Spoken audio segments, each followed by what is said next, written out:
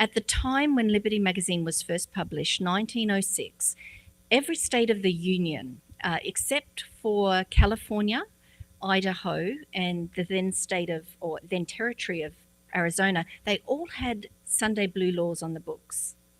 And these laws they imposed criminal penalties or fines for doing secular work on Sunday, the Lord's Day. And these laws were enforced.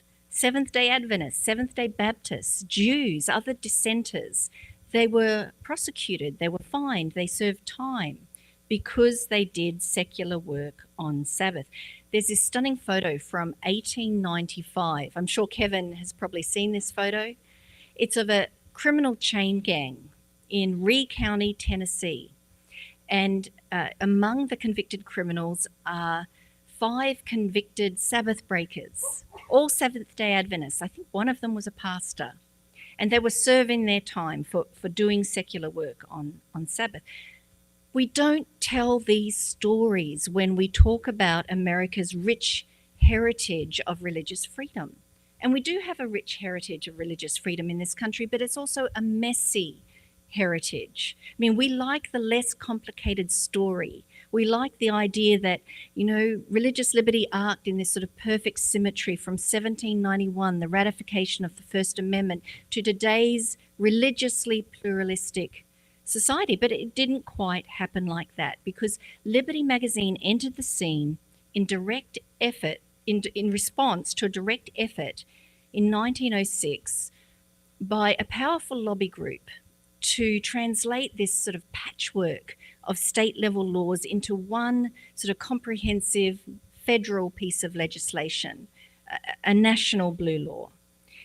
And for a long time, the success of this initiative seemed kind of a foregone conclusion, because it was backed by an organization called the National Reform Association, which in turn was backed by a federation of Protestant Christians.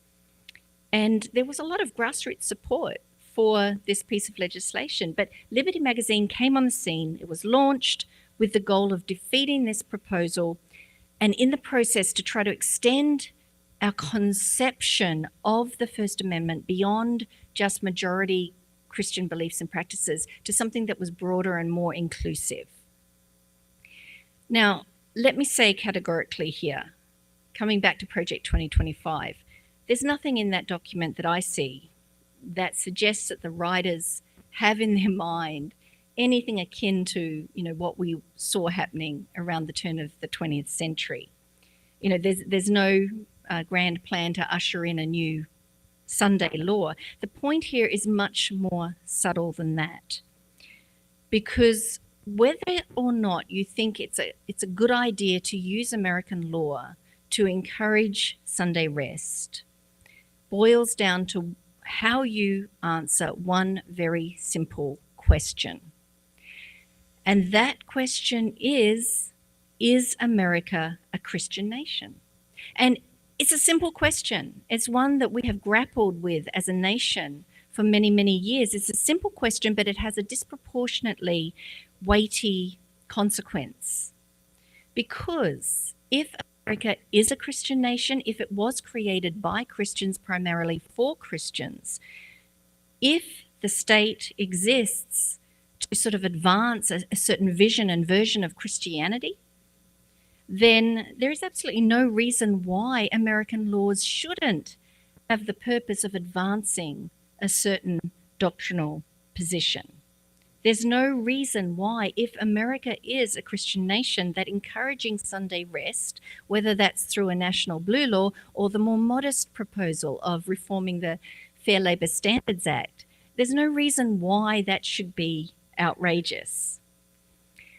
I like to say that Adventists are among the original anti-Christian nationalists, because we were thinking and talking about this issue way before political theorists even came up with a name for Christian nationalism. That first issue of Liberty magazine, 1906, it references a visit that a delegation of 40 Seventh-day Adventist leaders made to the White House. And they visited with President Roosevelt, Teddy Roosevelt, and they handed him a statement of why the church believed in the complete separation of church and state. Also in that first issue, the editor of Liberty magazine argued that America is not a Christian nation. It's not a Christian nation in the sense that it should enforce certain religious views. He wrote this. He said, "True religion neither needs nor demands the prop of human legislation. The civil government," he said, "can never be the custodian of the souls of the people." And so through the decades, we as a church have always looked sideways at any proposals that seem to suggest that the state is the custodian of people's souls. Because we say that if we want to build a more Christian America, we need to do more than pass 10 commandment laws or mandate the teaching of Bible in public schools.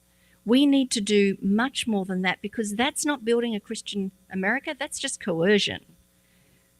And if we want to build a Christian America, we have to engage in the hard task of reaching individuals where they are and working with them for the authentic transformation of lives one by one. We have to approach people with humility.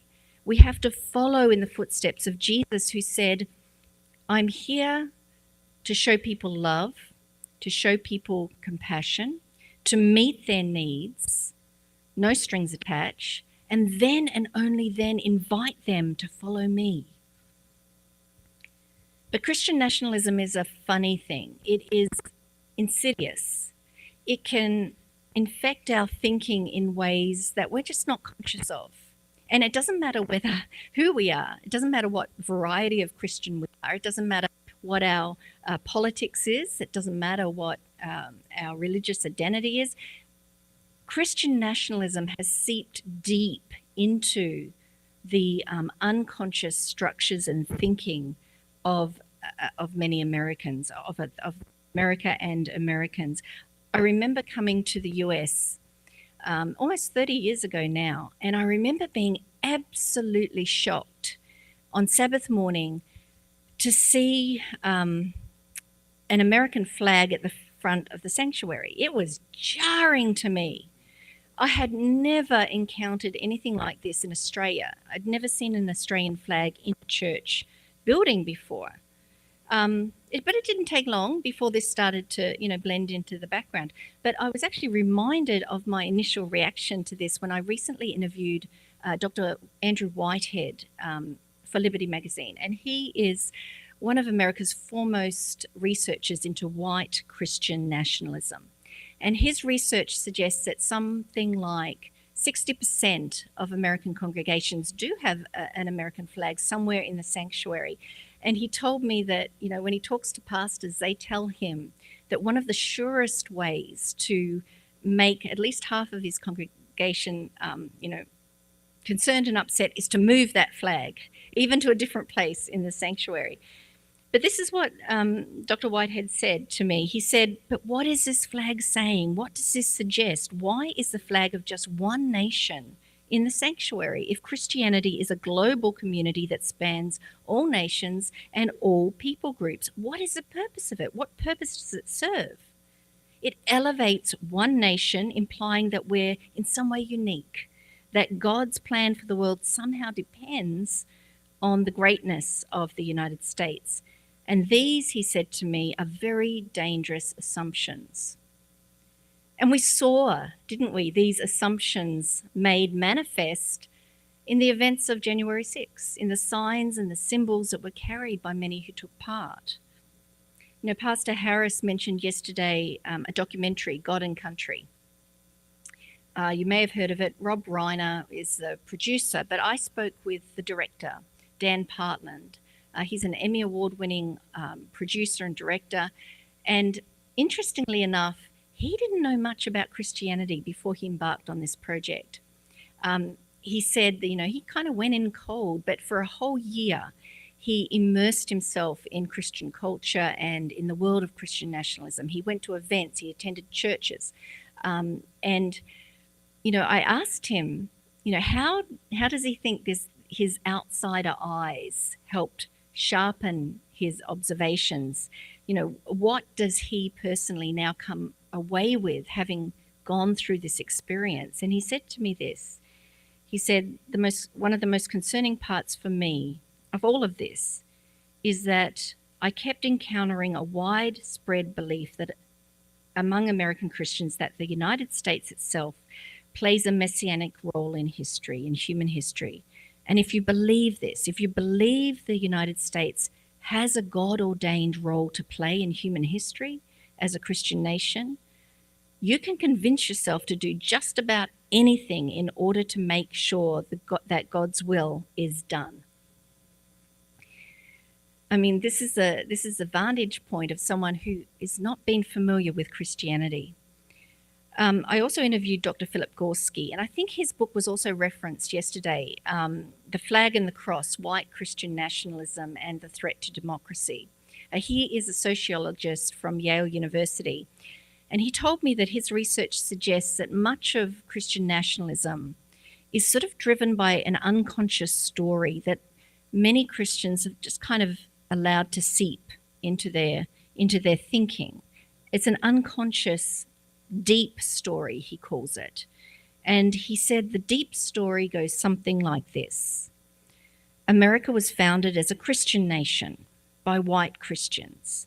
It's based on biblical principles, Protestant principles.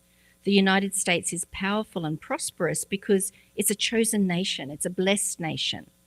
And today that power and prosperity is threatened by immigrants, by non-Christians, by those who don't belong, by internal enemies who are in some way violating America's moral code. Now, this is a deep story that may be prevalent, but it is antithetical to Adventism. It's antithetical to our history, it's antithetical to our theology, because we understand, we are students of prophecy. We have had a lived experience with this phenomenon called Christian nationalism through the years. We know that the lamb-like beast of Revelation is not just referring to a nation that one day in the future will betray its ideals of liberty. We know that it is referring to a nation that has betrayed its ideals of liberty. And so this is the perspective that I brought to my editorial of about Project 2025 before it became a political talking point. Now, since the editorial was published, I've had a lot of feedback from both sides of the spectrum. On one hand, there's been many who've agreed that we kind of need to treat with suspicion any policy proposal, regardless of where it comes from, that seems to suggest that America is a Christian nation. A federal judge who emailed me put it very well, I think, when he said, "Indeed, I personally care a great deal about my spiritual journey on this side of eternity. But I also care about the oath I took as a judge to defend the Constitution of my state and country and to protect all persons' constitutional rights, not just those who I see in my church on Sunday mornings." So I had a lot of responses from that end of the spectrum, but I also had emails from people who saw things very differently. And they were, in the main, very thoughtful responses. One reader wrote, in the entire document, he actually took the time to download it and read it. A lot of people have not. In the entire document, I found nothing having to do with the uniting of church and state, nothing related to national days of rest, nothing to do with a one world financial system or uniting under the UN or papacy. It wasn't calling for Christian nationalism. It was a secular document. It may have hints of Christian values, but since when are Christian values excluded from America? We all have values that guide our actions. And he's right. We all have values that guide our actions. We as Christians, regardless of whether we're Republican or Democrat or anything else in between, we all bring our faith-shaped values into the public space when we vote, when we advocate for public policy. And Christians of goodwill and integrity can and do disagree on policy issues. So my question this morning is, given all of this, what do we take from Project 2025? How do we understand its significance?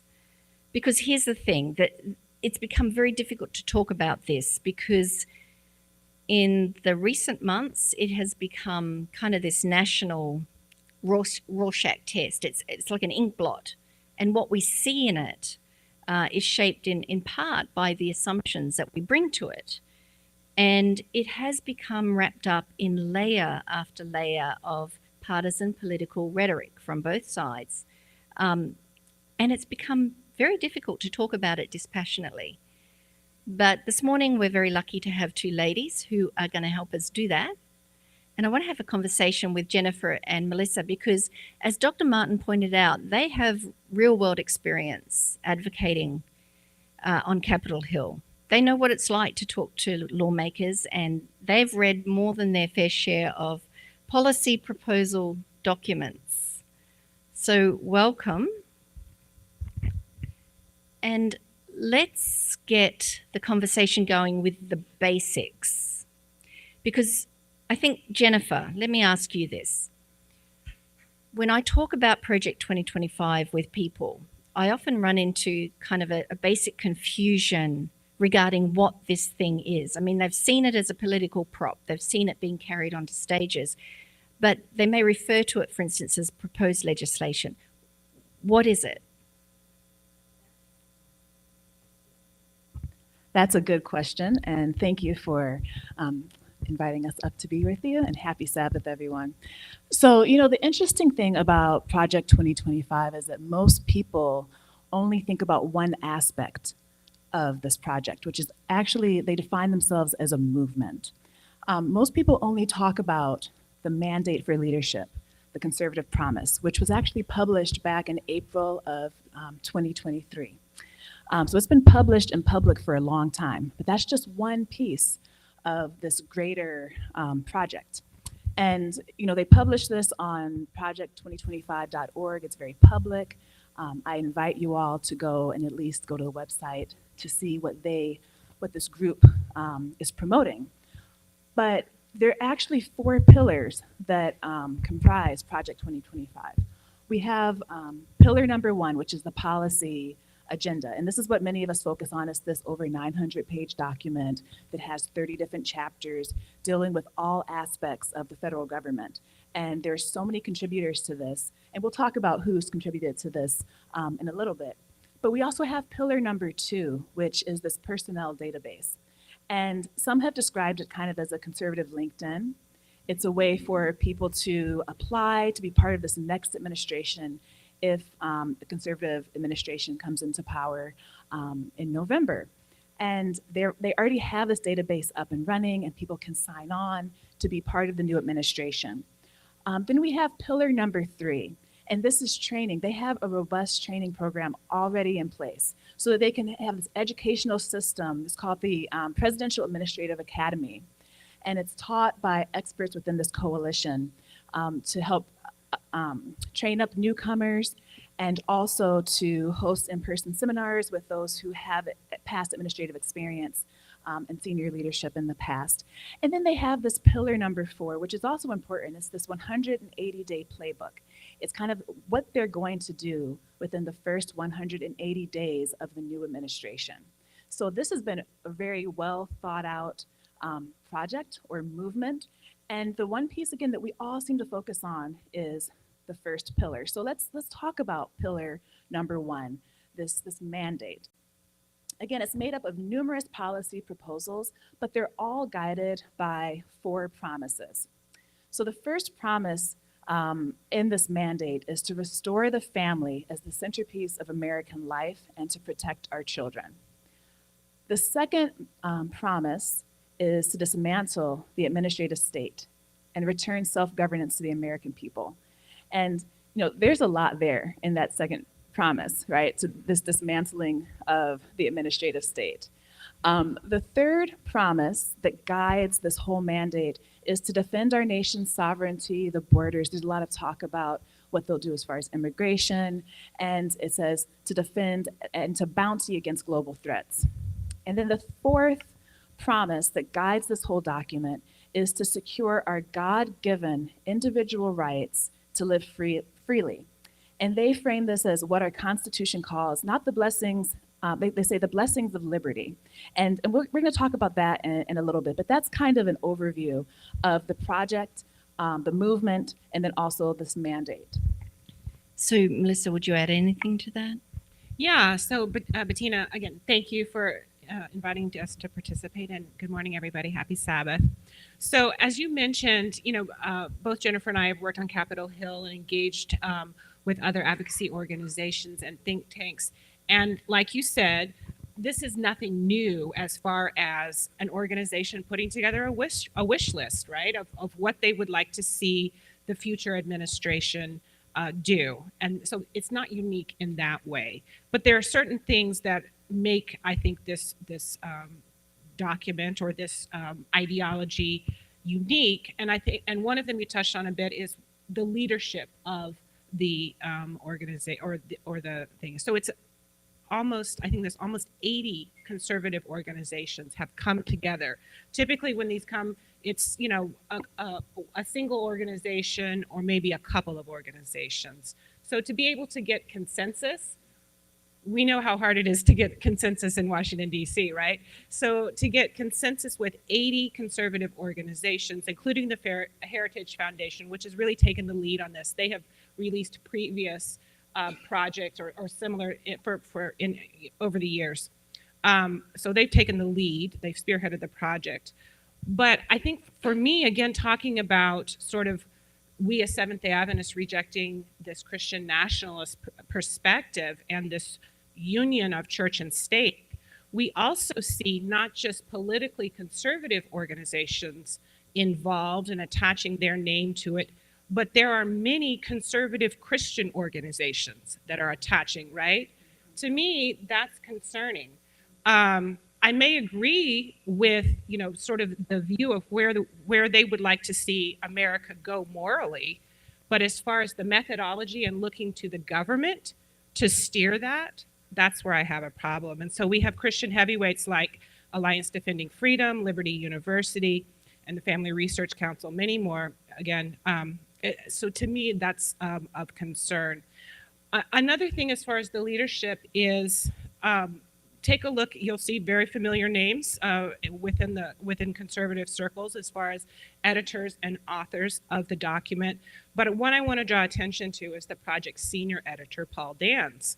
Well, he currently serves as the director of the 2025 Presidential Transition Project at the Heritage Foundation.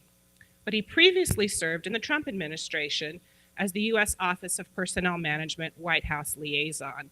He is one of many who has previous experience serving in the Trump administration. Why is that important? Well, because one, Trump has been very adamant in denouncing any sort of knowledge or agreement with this particular policy, but his previous administration had multiple influential people who espouse this ideology, right? So I think that's something to pay attention to. Also, again, talking about this is something that think tanks often put out or other advocacy organizations. They don't have the level of funding or influence that these groups do, right? This project has reported $22 million at its disposal. Can I say what a windfall it would be if NAD PARL got $22 million? I mean, it would be. Yeah, we'd take it. We'll take up an offering after and see how close we can get to that number. But I mean, so they have this enormous budget and that enables them to do all of these or have, the goals that they're mentioning are tangible, right? Because of the funding that they have, but also the level of influence that they have in conservative circles. These are very powerful, well-connected individuals. And we see that, as Bettina said, when it was first introduced a year ago or 18 months ago, there wasn't anything. But it is because of their effectiveness engaging with media, with people who potentially can enact this kind of legislation that we are now talking about it, right? And so they have been able to, so I think that's really a level, illustrating the level of influence that it has, that it's now a part of mainstream conversation around the election. And also, it is, I think, of note that when the Heritage Foundation released or published the similar version of this for the 2016 election, so that was the 2017 Heritage Foundation mandate, 80% of the policies that were recommended in that version were implemented by the Trump administration. So that's important. Like these are people that are used to being heard and listened to and seeing their ideas responded to in a positive way. Well, positive from their perspective, right? So I think that's, to me, why this takes this, or a few reasons why this takes this beyond just like a general wish list that any other organization would put out. Yeah, and I think, going back to something you said as far as the people involved, another person who we should also be mindful of is Russell Voigt, right? Who was he was in the OMB, the Office of Management and Budget, as part of the White House, and he is a self-espoused Christian nationalist who's involved in the leadership of creating Project 2025. And Melissa, as you stated, this is not something new. This mandate from the Heritage Foundation, these policy proposals have actually been going on since the Reagan administration. When Reagan was sworn into office, they had a policy in place then, and for every election cycle, they've added more and more to this mandate. So this just happens to be the latest iteration of it, but the amount of individuals, the number of individuals who are part of this and our organizations and the funding behind it do make this unique in some ways. Okay, so that is the what of Project 2025. And, the level of organization is very impressive. Yeah. So now let's dig in a little on the actual substance of the proposals. As I mentioned, I've had people write to me and say they cannot see what the problem is. These are just standard conservative policy ideas. So as people who have worked in the religious liberty space for quite some time, what do you see? Melissa, why don't you start? Sure. Well, I do want to push back against the idea that this ideology is wanting to do away with the deep state, the dreaded deep state, right, which is the bureaucracy. I think they're wanting to reorganize it to benefit them, right? That's why we have a whole LinkedIn data. I love that phrase. What was it? Conservative LinkedIn. Conservative LinkedIn, yeah.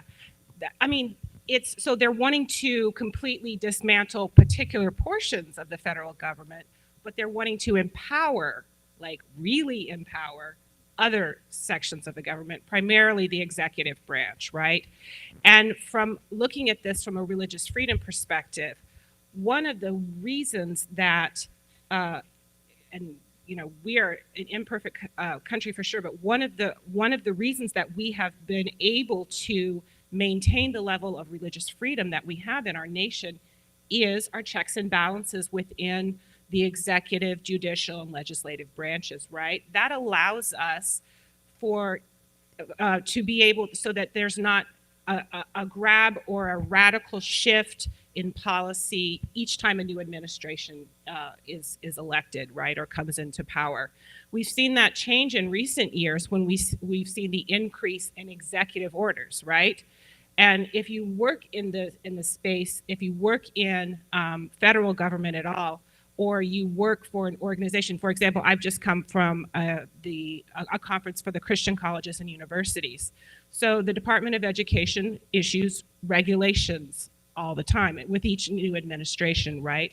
And if you're going from administration to administration with very different perspectives as far as how, educational institutions should be run or maintained, or what, they should be responsible for, then you are constantly changing and having to adapt your programs, right, back and forth. And so that's why that's why I believe, from the religious liberty perspective, having those three branches of government really have protected our religious freedom. And so I'm very concerned. I mean, we see this just when we look at history, but also around the world. When you have a central executive that has an inordinate amount of power, then there are less human rights, right? Just across the board. And so very concerned to see that just really super charged version of executive power. So what did that the term for what that is the unitary executive theory. And so what that is an expansive interpretation of presidential powers that aims to centralize greater control over the government and the White House. So that is one area. You mentioned, Bettina, the Sabbath rest component that is under the Department of Labor. And I just wanted to reiterate a couple things that you said, which is in the introduction to that, I'm sure many of you have read this section, right? And the words that were familiar, but in the introduction to that, they very almost glibly say that God ordained the Sabbath as a day of rest, and until very recently, the Judeo-Christian tradition sought to honor that mandate by moral and legal regulation of work on that day. That's the problem I have. That's the part I have an issue with, right? We're familiar with the legal regulation part. Right. We've experienced it. We have experienced it, and it wasn't an experience that we want to repeat, right? And so that to me is very concerning, and I think it's really important. I don't want to spend a lot of time on that because you covered that particular section because you covered that very effectively, Bettina. But I do also want to caution as Seventh-day Adventist Christians that while there is this portion that talks about incentivizing Sunday rest, and then there's this caveat of, or Saturday, whichever day is important to you or whatever. We as Seventh-day Adventist Christians, if there was no component in there as far as Sunday, but just we want to incentivize seventh-day Sabbath rest, we should still oppose this, right? Let's get some amens here, right? Like this goes against who God is and who he calls us to be as far as using the government. As Bettina said, this is coercion. And that is antithetical to who our Creator and our Redeemer is. So those are some areas that I have. I think Jennifer has some more as well. Yeah, I mean, one area that you see as you read this document is that it's friendly to faith-based organizations, especially Christian organizations. It talks about how they've been mistreated in the past, right, and how they've kind of been under threat in the past. And so one thing you see them doing is, and we're going to talk about education in a bit, but doing away kind of with public education and allowing more funding to go to private education, to school choice, to Christian schools, to put it bluntly. And some may see that as a good thing, but the problem is it would be without any kind of oversight as far as what's being taught, what's being done. And a big problem with that is that it really flies in the face of our understanding of the separation of church and state and our understanding of the Establishment Clause, right? There's the practical implications. If you do away with the Department of Education and you allow all the school choice, what happens to the kids who don't have any other choice, who don't want to attend a faith-based school? What are they left with? What options are they left with, right? So it creates all these inequities. But also, there's something to be said about the state not sponsoring or endorsing religion. And that also goes with the funding of religion without there being any sort of guideposts or strings attached. That's problematic. And we see that not just in the education space, but also when we're dealing with some of these other faith-based agencies, maybe dealing with adoption and foster care as well. And we've seen issues from the other side as well, as far as when there's overreach or putting on, overly restrictive guidelines or whatnot. But here in this document, it seems to be like, faith-based organizations, especially Christian ones, do what you want to do. We're still going to fund you. Just do away with government intervention in all of this. And going back to the issue of the conservative LinkedIn, as Melissa said, it's not so much that they're doing away with the government. They're just looking to infuse it with loyalists, right? With people who are of the same mindset.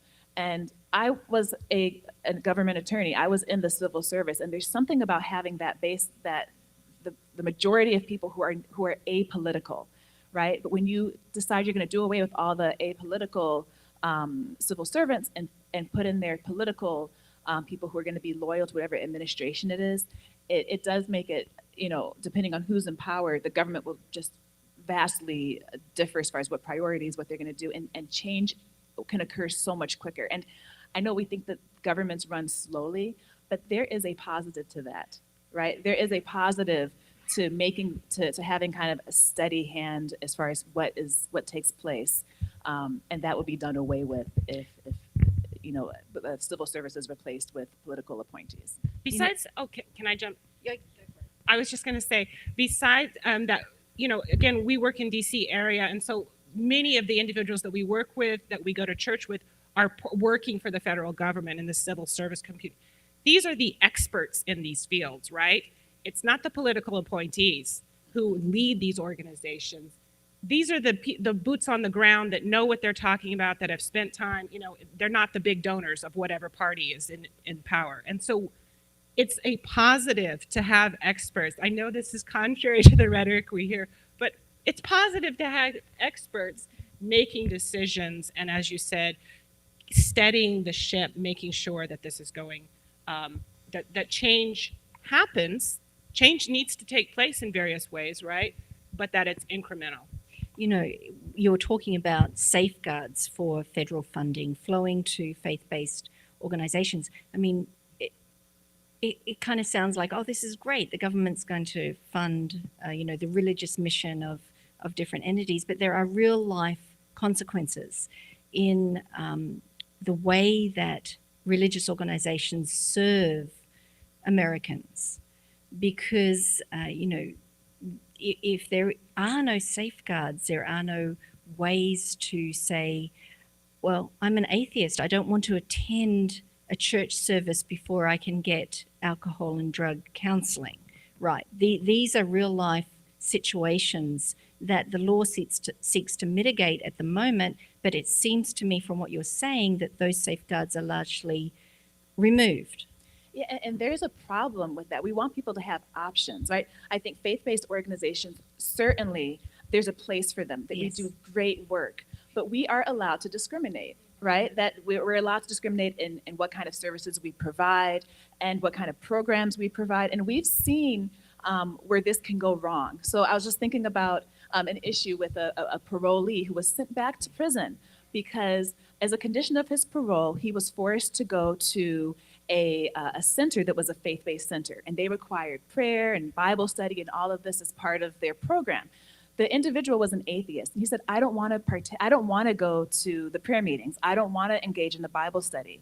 And because he violated the conditions of this faith-based organization, and they're entitled to have these conditions, he was sent back to jail.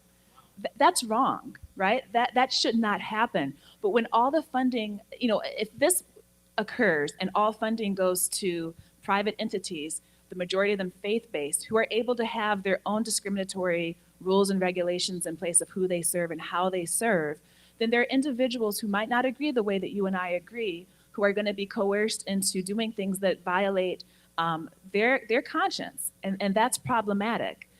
So we've seen this occur, and that we'll see more of that occurring if this were to come to fruition. Okay, so you mentioned the Department of Education earlier. Melissa, do you have any insights on that? Yeah, and as we alluded to previously, the public school system has really been a battleground for religious freedom issues for years, right? I mean, we all have heard people say, if they let us, pray in public schools, if we just brought prayer back to public schools, that our nation would be healed of its thing. Well, and we as Seventh-day Adventists have said for years, you can pray in public school, and you should, right? The issue is a leader, a teacher or an administrator leading a required public prayer or a fundamental prayer, right? But as far as individual prayer, individual options for there to be Bible study, student Bible study programs, all of those things sort of take place. Just a caveat there. I'm from the South originally. Prayer has never left public school. In where I grew up, it's before every event and no one blinks an eye. But what we are seeing now is more is a growth as far as wanting, and you mentioned the 10 Commandments, like the requirement of the 10 Commandments posted. Again, we know that conversion, and we so want individuals to know God, right? To have that relationship with God. But requiring that his law be posted in a classroom is not the way to get to know God, right? Or now we have the Bible mandates that are in Oklahoma and things like that. So we're seeing a real growth or a coming back to the idea of putting these Christian text and into the school system. I do want to also say, though, that we are also seeing this coming, a counter to this coming in blue states. So we live in Maryland, right? Which is, I mean, it's almost, it's blue, right? It's dark blue. And in a county just down the road, the county actually that the General Conference, the World Church headquarters is in, there is currently a lawsuit by parents with the public school system, the Montgomery County public school system, because there is a requirement beginning with, I think it's kindergarten, of LGBTQ awareness and affirmation, right? And there is no opt-out option. There's no opt-out ability, right? So, and if you look at the text, and I didn't bring the names of the various books and things, but these are things. I mean, they're introducing things that to very young people. It's introducing and affirming a particular ideology, right? And so in the past, whenever we dealt in this space, there was always the opt-out. That has been taken away in this particular school system. And so Muslim families, Jewish families, Christian families have come together and are suing the county, which is very adamant and is coming back with the, well, you're just bigoted, right? That you don't want your children to be exposed to this, and not just exposed, but the instructions that are for the teachers is that this is not taught as an option or a choice or a particular, but this is the way that you should believe, right? There is that moral component as far as what's encouraged. So I wanted to point that out because we are seeing this desire to, or this, I guess, intolerance to other points of view or perspectives coming from both extremes.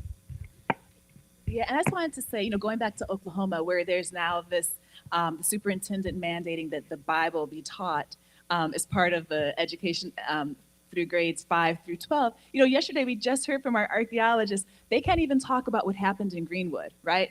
But they're being mandated to bring the Bible into the classroom. So you see, just all these things that can happen and that will continue to happen with more freedom if this is in place where there's no departmental oversight and where the funding is going to go to private institutions.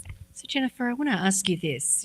As you look at the document, there's divided opinion as to whether, the Christian nationalist influence is visible, is palpable.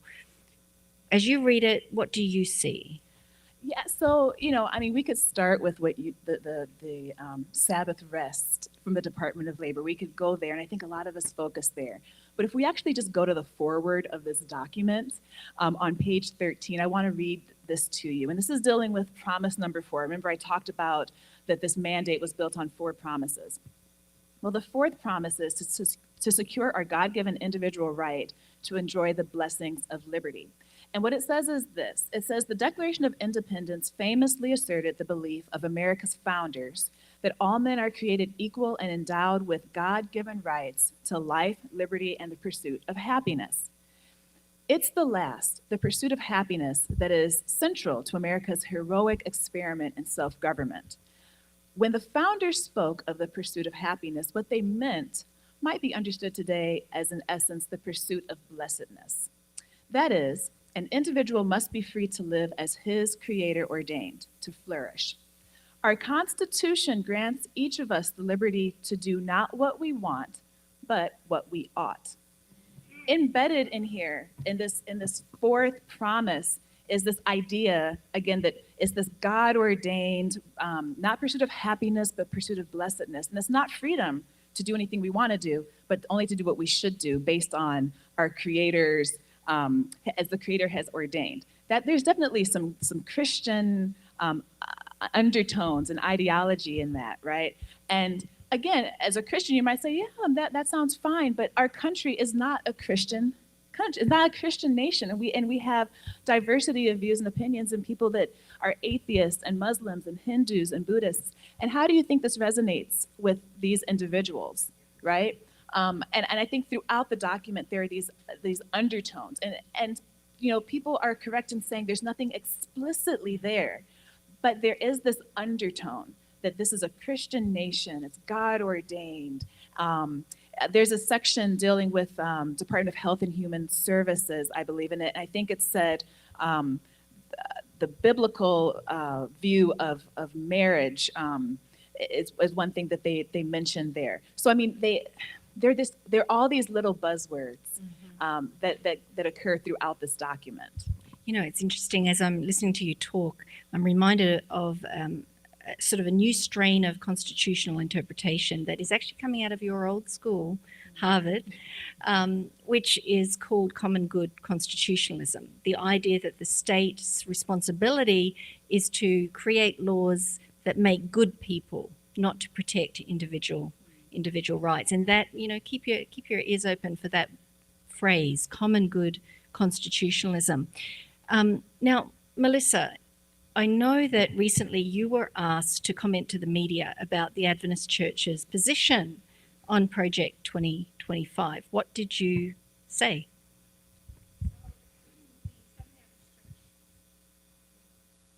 The Seventh-day Adventist Church doesn't have an official position on Project 2025, and I believe that it shouldn't, because this is not a proposed piece of legislation. That's what we take positions on, is proposed pieces of legislation. Again, this is a wish list from a think tank, right? But that said, since 1906 and before, we have consistently expressed our concerns with what we're talking about today, right? So not the document, not this particular, these particular organs, or the think tanks, or that, you know, the project itself, the mandate, all of the different terms. So I think that that's appropriate as far as the Seventh-day Adventist Church and not having an official position. But we take positions all the time on legislation that infringes on the separation of church and state, right? Or that potentially impacts my religious freedom as an individual, or the ability of a religious organization to live out its faith in the way that it hires, or things like that, right? And so we're taking positions, policy positions, all the time, and we certainly believe, and I better get an amen here, that one of the best ways to protect religious freedom, regardless of what you believe or don't believe, is for the government to keep its thumb off the scale, right? When it comes to any issue of religion or doctrine. So we've been consistent, and we're on the record for decades, right? Sure are. Okay, so I've just been given the 3-minute warning bell. 2 minutes. Okay, in just a few words, Melissa and Jennifer, sum up for us what the takeaways are. So for me, I think the takeaway is to stay aware, to read, to be aware of what's going on, but also to not be alarmist, right? This is a 900-page document. Most people have not read it. And I'm not saying everyone should read it, but I'm saying that you need to make sure that you're nuanced as far as how you look at this. The sky is not falling, but there are issues here that we should be concerned with. And I would say that that's the thing, to be aware, to stay up to date on the happenings around us. So I guess one last takeaway that I would have is, I think it's unfortunate that this has now become a part of partisan politics, a political conversation, because it is so concerning. That's why, and when we even just mention now the topic or the phrase, we're immediately accused, right, pigeonholed, or that we are aligning with a particular political party. So that makes things more difficult for us. That said, this is way too important for us to keep silent on, right? the Christian nationalism ideology that shapes this mandate is very threatening to our sacred religious freedom. And so we need to take these opportunities, and we thank you for giving us the opportunity to speak to this issue. Thank you both.